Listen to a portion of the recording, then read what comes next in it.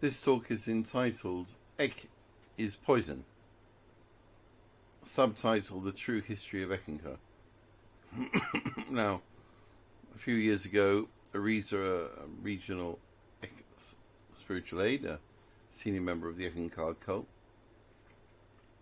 was very ill.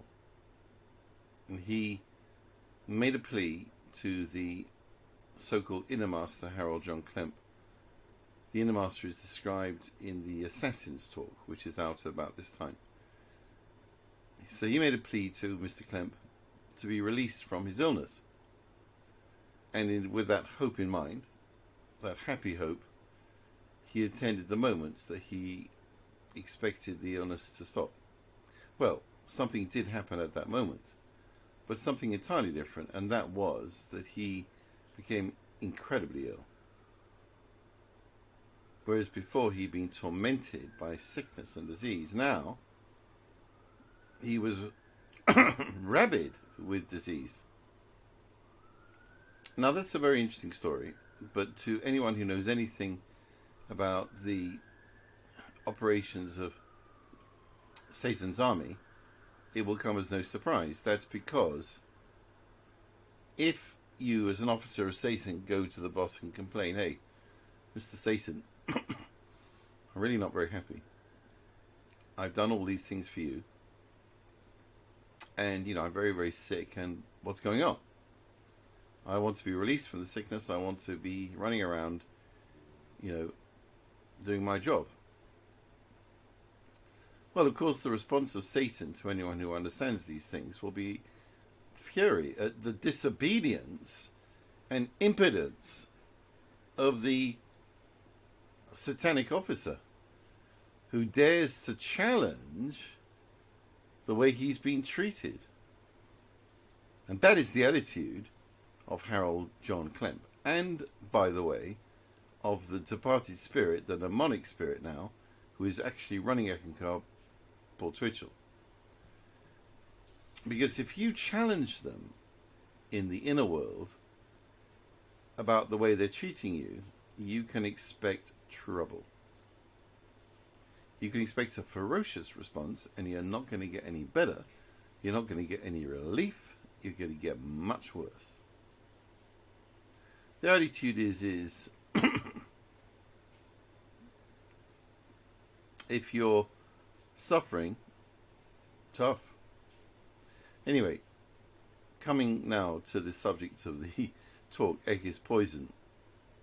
Another story which takes us straight into the heart of the matter is that of the last 2 years of the life of Paul Twitchell. That connects with the subtitle of the talk, The True History of Eckankar. So we're looking at the spiritual history of Eckankar, not the academic history, which is worthwhile, but not what we're about today.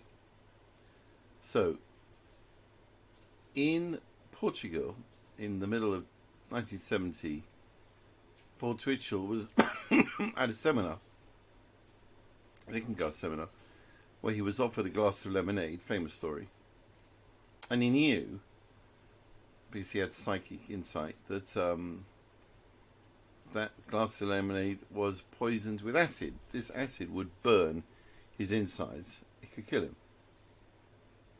But he drank the glass of lemonade and he almost died.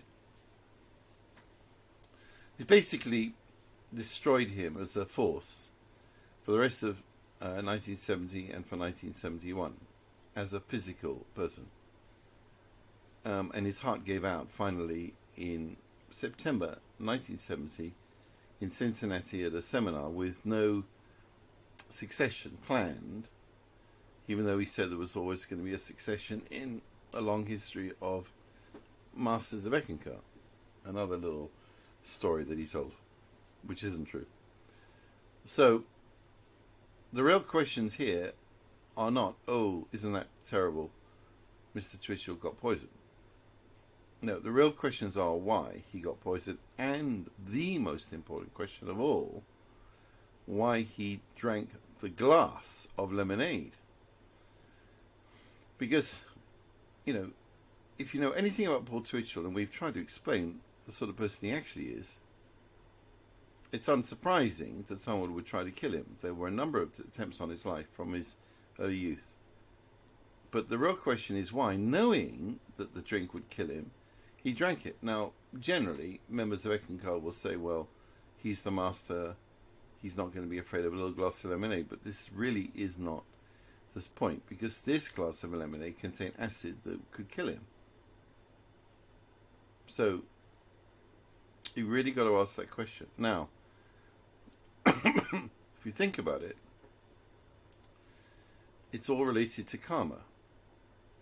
Paul Twitchell had to drink the glass. He knew, because if he didn't, next time it would be worse. And it doesn't matter whether you're a good person or a bad person, you can appreciate how karma works when you become sensitive enough to how it operates. The way in which it ties every aspect of your life so tight that there's almost no room for maneuver, except to understand the karmic threads and to make a judgment based on those. So, the reason he drank the glass of lemonade is because he is a poisoner. The curious thing about Paul Twitchell is that having drunk the glass of lemonade, he didn't learn his lesson. Because in what followed, he carried on poisoning. Now, what followed was that because in his weakened state, his wife, Gail Atkinson, and her second initiate, Darwin Gross, took the opportunity to run off and have an affair, which is a pretty horrible way to treat him.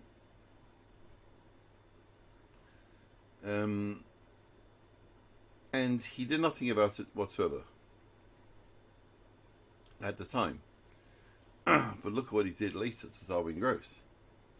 He never touched Gail, but look at what he did to Darwin. He drove Darwin completely insane. He poisoned his mind. He poisoned his heart. Darwin Gross was terrified to let any girlfriend open his drawers in a hotel room to get him an item of clothing. He was terrified that something would pass from the girlfriend onto the clothes. Now that means he's terrified of demonic activity. Second thing he was absolutely insane about was the idea that he could be the living Eckmaster while Harold Klemp was appointed the living Eckmaster. Obviously he thought he was a better one. But when he went to Portland in the mid-1980s, he set himself up in the Atom Group, ATOM, as a spiritual master who was one of the Vairagi Order of Masters. I mean, this is just nut stuff. But where does it come from, this streak of insanity? It comes from being overloaded with terror by Twitchell. Now, there's another clue to that whole period of time. Again, we're talking about the true history of Eckankar, is that Harold Klemp wrote an article in 1983 in the Mystic World, The Methods of the Black Magician, as if to say that it was Darwin Gross who was the black magician. Of course, it was actually the other way around.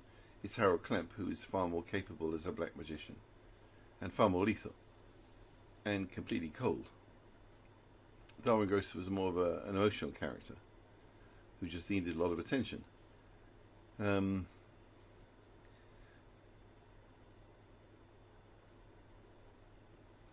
So it was that Darwin Gross, because he couldn't let go of the person that he believed himself to be, the leader of Eckankar, became infatuated with the idea that he was a master, and set up an alternative group, having spent 2 or 3 years claiming to be a living Eckmaster, an equivalent to the leader of Eckankar, Harold Klemp.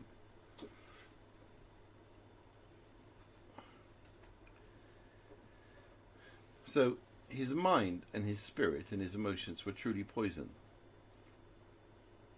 Now, if you look at the history of Harold Klemp in Child in the Wilderness and in A Modern Prophet, you'll see how totally poisoned his mind was. He actually believed that by jumping off a bridge in midwinter in Milwaukee, he would defeat death, in effect, by committing suicide. That's Looney Tunes. He almost died from hypothermia, but once he'd recovered, he set off for an Eckankar seminar in California at Milwaukee International Airport and decided in the departures lounge he had nothing better to do than to take all his clothes off. His published version qualifies that by saying he just started to take his shirt off. Well, you don't get arrested for pulling a couple of buttons off a shirt, do you? No. You get arrested for stripping in public because it's an act of public disorder.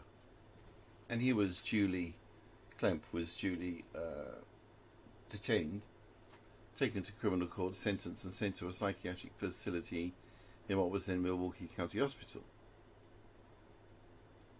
Now it's owned by a private company. The building is still there. So all of this madness, insanity, craziness comes directly back from Twitchell, who is the poisoner. So you see, in 1970, he takes the poisoned glass, accepting in his mind the karma of the poisoner that he was, and then he just carries on doing exactly the same thing. And we know here in FFCA that Twitchell is very, very busy poisoning a lot of people. And Eckankar, anyone who challenges him and anyone who wants to leave that he regards as useful to the group. Those he does not regard as useful, he lets them go. Those he regards as useful, he does not let them go. And if you have any money, he will not let you go. And as a poisoner, as we explained in the Assassin's talk, of course, his forebears, his previous incarnations, as Hassan al-Shahab, the first leader of the Assassins cult, murder cult, the Saul of Tarsus, who used to smash up Jesus's followers in machinery, in dungeons in Jerusalem. People like that. Nice people, you could call them. Those are the forebears of Paul Twitchell. All of those people poison everyone around them. Now, I think part 2 will have to deal with further examples. So we will stop there. Except to say that Ek is poison for anyone who doesn't comply, and even if you do comply, you may end up being poisoned. Thank you.